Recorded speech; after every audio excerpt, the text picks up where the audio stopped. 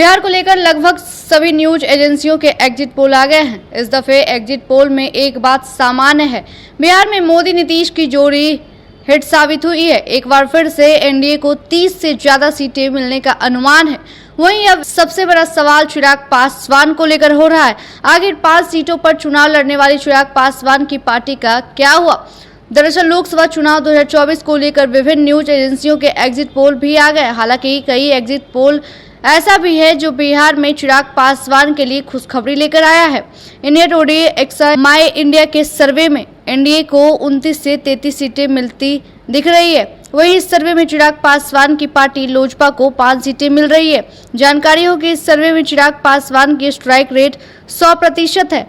उनकी पार्टी ने 5 सीटों पर चुनाव लड़ा और सर्वे में 5 सीटों के उनके खाते खुलने की आसार दिख रही है। अपने पिता रामविलास पासवान की लेगेसी को संभालने में वह कामयाब दिखते नजर आ रहे हैं। चिराग फिलहाल सभी पार्टी और सभी सीटों पर बहुमत पाने में नजर आ रहे हैं। आपको बताते चले कि चिराग पासवान की पार्टी लोजपा ने जमुई, हाजीपुर, खगड़िया, समस्तीपुर और वैशाली पर कैंडिडेट उतारे थे। इंडिया टुडे एक्सिस माई इंडिया के सर्वे में एनडीए को 29 से 33 और इंडिया गठबंधन को 7 से 10 सीटों का अनुमान किया गया है, जबकि सी वोटर के मुताबिक एनडीए को बिहार में 34 से 38 सीटें मिलती दिख रही है। वहीं इंडिया को 3 से 5 सीटें मिल रही है।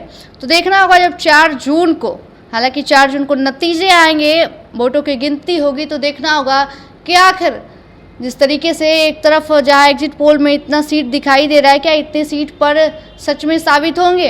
और एक तरफ मोदी के 400 पार के नारे और बिहार में 40 सीट जीतने का जो दावा है, क्या वो सच साबित होगा? क्योंकि एक तरफ पूर्व डिप्टी सीएम तेजस्वी यादव की बात करें तो तेजस्वी यादव ने भी 300 पार के नारे लगा रहे हैं और जीत, आपने देखा होगा कि जीत की जो दावा कर रहे हैं वो अपने ओर से अपने पार्टी के तमाम लोग उनके जीत का दावा कर रहे हैं। तो एक तरफ बिहार में एनडीए की 40 सीट पर जिस तरीके से कह रहे हैं चिराग पासवान हो या फिर तमाम जो लोग हैं वो कहते नजर आ रहे हैं कि बिहार में हम लोग 40 की 40 सीट जीत गए हैं। लेकिन जो एग्जिट पोल में जो नतीजे सामने आ रहे हैं 29 से 30 सीट, तो कहीं 38 सीट बताए जा रहे हैं। कहीं ना कहीं जो अनुमान बताया जा रहा है 3 से 4 सीट एनडीए की बिगड़ने वाली है कहीं ना कहीं, क्योंकि इस बार जिस तरीके से अगर 2019 की रिजल्ट देखें तो वहां पर नीतीश कुमार उस वक्त भी साथ थे, तो 39 सीट से जीत हासिल हुई थी और एक सीट जो किशनगंज की रह गई थी वो उनके खाते में नहीं आ पाई थी। लेकिन इस बार का जो अनुमान है कहीं ना कहीं एक सीट नहीं बल्कि 2-3 सीट ऐसे हैं जो बिगड़ सकते हैं।